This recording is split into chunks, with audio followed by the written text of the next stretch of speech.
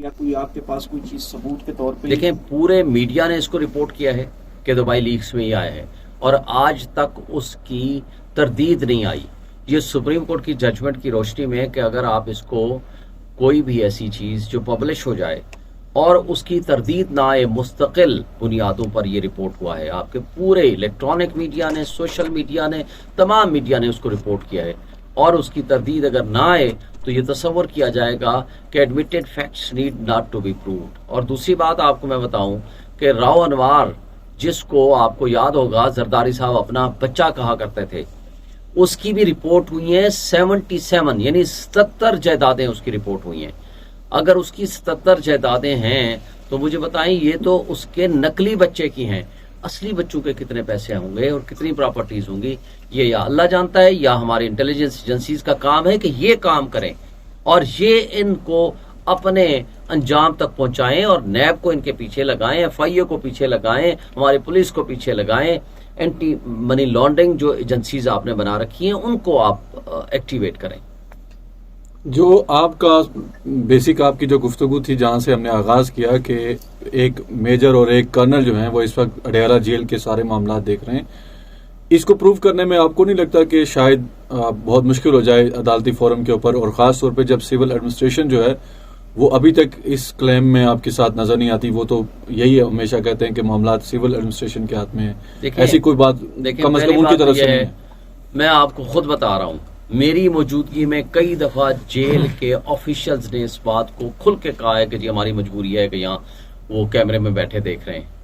دوسری بات کہ خان صاحب نے جب خود چیف جسٹس آف پاکستان کے سامنے 5 ممبر بینچ کے سامنے جب بات کی تو اس کا آج تک ڈینائل نہیں آیا، نہ ہی اس کے بارے میں وضاحت آئی ہے، نہ ہی کوئی عدلیہ نے وہاں گئے ہیں. آج ہو، کل ہو، پرسوں ہو، جب اس کی تحقیقات ہوں گی یہ ثابت ہوگا کہ انٹیلیجنس ایجنسیز کی انوالومنٹ ہے، وہ وہاں موجود ہیں.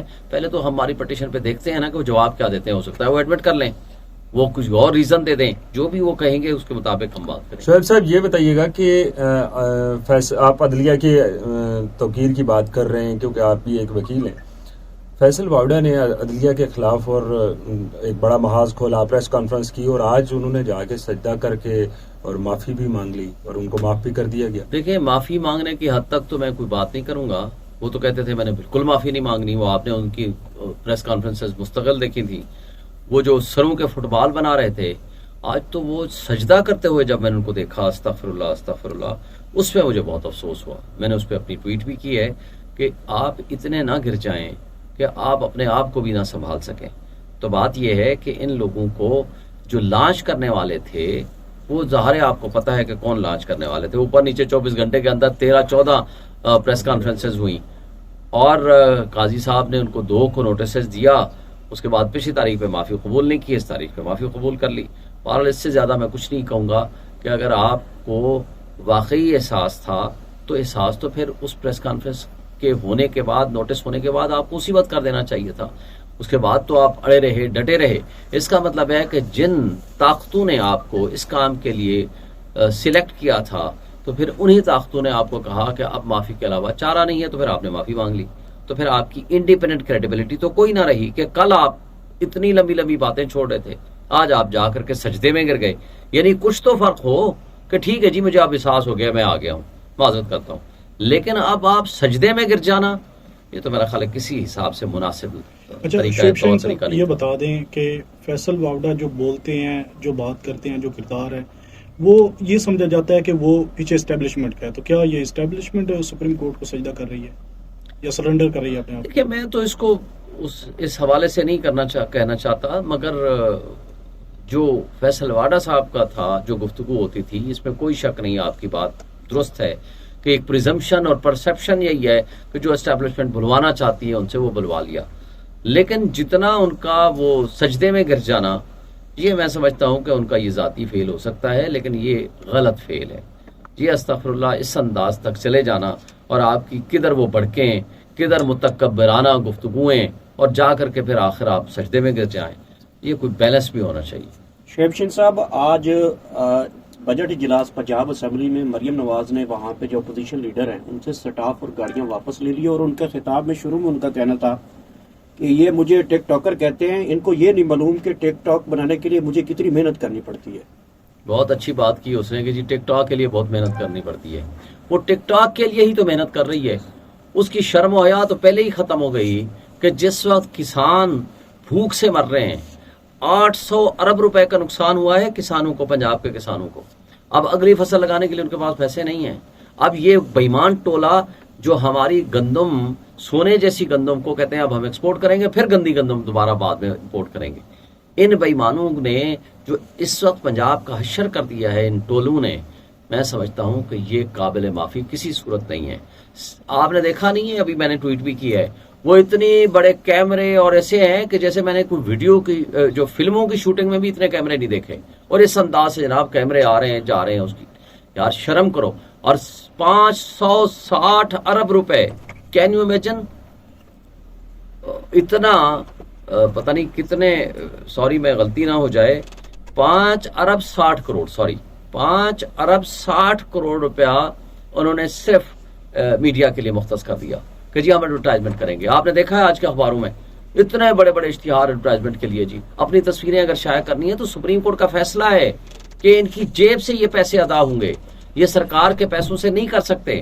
اور پچھلے سال بھی پی ٹی ایم 1 کی صورت میں انہوں نے 11 ارب روپے کے وہ اشتہارات دیے تھے. وہ کیوں؟ میڈیا کو خوش کرنے اور اپنے ساتھ ملانے کے لیے. اور یہ بےمانوں کا ٹولہ میرے اور آپ کے اوپر تو 1 روپیہ ہمارے اوپر خرچ کرنے کو تیار تو تھوڑی بات، چھوٹی بات ہے. ہماری جیب سے ہماری عوام کی کھال اتار کے رکھ دی ہے. اور یہ بےمان صرف اپنی تصویریں نکالنے کے لیے اور جھوٹا پروپیگنڈا کرنے کے لیے بلینز آف روپیز جو ہے وہ ضائع کر رہے ہیں. اچھا شعیب شین صاحب، ایک یہ بھی بات بتائیے گا کہ رات کو جب آپ جنرل سیکرٹری عمر ایوب صاحب نے استعفیٰ دیا ہے، اس کے بعد شیر افضل مروت نے ٹویٹ کیا ہے کہ پارٹی اس وقت قبضہ مافیا کے ہاتھوں میں ہے، اور قبضہ مافیا جب تک ہیں عمران خان صاحب باہر نہیں آ سکتے. اور ان کا کہنا تھا کہ مزید بھی استعفے دیں تاکہ ہم سب مل کر عمران خان کو باہر لائیں. تو واقعتاً اب وہ پاکستان تحریک انصاف جو ہے وہ قبضہ مافیا کے ہاتھوں میں ہے یا تھی؟ دیکھیں، تحریک انصاف عمران خان کی تحریک ہے. کوئی فیصلہ میجر ڈیسیژن عمران خان کے بغیر نہ کوئی لے سکتا ہے نہ کوئی کر سکتا ہے. خواہ وہ عمر ایوب ہو، خواہ وہ شبلی فراز ہوں، خواہ وہ شعیب شاہین ہوں، یا کوئی بھی شخص ہو، ہم سب ان کے سپاہی ہیں. ہم سے جو ڈیوٹی، جو کام خان صاحب ہمیں متعین کرتے ہیں، ہم نیک نیتی کے ساتھ اس کو انجام دینے کی کوشش کرتے ہیں. اب مروت صاحب کی یہ گفتگو کسی بھی لحاظ سے سوٹیبل نہیں ہے. ان کو اگر نکالا ہے کور کمیٹی سے اور پولیٹیکل کمیٹی سے ان کی کچھ حرکات کی وجہ سے، وہ عمران خان کے حکم پہ نکالا گیا ہے. تو لہٰذا پوری پی ٹی آئی کو ان کا قبضہ مافیا کہنا، پی ٹی آئی کے خلاف بیان بازی کرنا، یہ پی ٹی آئی کے ساتھ کسی لحاظ سے یہ وفا نہیں ہے، نہ عمران خان کے ساتھ وفا ہے. جب آپ اپنی پارٹی کو ڈسکریڈٹ کر دیں گے تو میرا خیال ہے کرنے کی کوشش کریں گے. ان کو یہ خود احساس رکھنا چاہیے. بڑے بڑے فن خان، جہانگیر ترین، علیم خان، پرویز خٹک، اور دوسرا کیا نام تھا، محمود عثمان بزدار، بڑے بڑے فن خان آئے اور اس پارٹی میں آ کر کے جب عمران خان کے ساتھ دغا کیا، بے وفائی کی، تو وہ جھاگ کی طرح فارغ ہو گئے اور پانی کے بلبلے کی طرح وہ زیرو ہو گئے. ایک بات بتا دوں، جو اس وقت لائل ہوگا، جو مشکلات فیس کر رہا ہے، پارٹی کے ساتھ کھڑا ہے، اللہ کے سامنے بھی اسی کی اہمیت ہونی ہے، پارٹی کے سامنے اور عمران خان کے سامنے بھی اسی طرح کی. سر فارورڈ بلاک بننے جا رہا ہے، بن گیا ہے، کیا اطلاع؟ نہیں بن سکے گا. میں آپ کو آج یہ خبر دے رہا ہوں، آپ کو میں دعویٰ کر رہا ہوں، کوئی ایک بندہ نکل گیا یا 2 نکل گئے تو میں بڑی بات نہیں کرتا. یہ سب دھوکہ ہے. کسی میں جرت نہیں ہوگی کوئی فارورڈ بلاک بنا سکے، اور جو فارورڈ بلاک بنانے کی کوشش بھی کرے گا نا، وہ زیرو ہو جائے گا، خود ختم ہو جائے گا. آپ کو یاد ہے مروت صاحب نے ایک دفعہ دعویٰ کیا تھا جب الیکشن ہمارے سینٹ کے ہو رہے تھے اور بڑا اس کا نقصان ہوا تھا ہمیں، کہ 40 ایم پی اے ہمارے لوٹے بن گئے. یاد ہے آپ کو؟